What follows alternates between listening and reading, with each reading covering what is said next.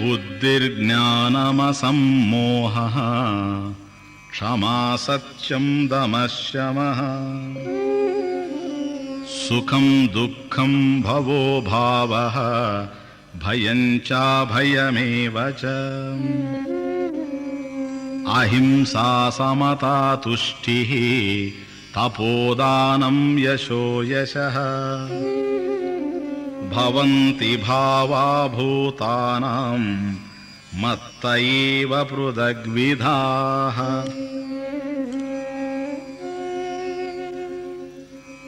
బుద్ధి, జ్ఞానము, మోహము లేకుండుట, సహనము, సత్యము, దమము, శమము, సుఖము, దుఃఖము, భయము, అభయము, అహింస, సమత్వము, సంతృప్తి, తపస్సు, దానము, కీర్తి, అపకీర్తి మొదలగు అనేక గుణములు పురాణులకు నావలననే కలుగుచున్నవి.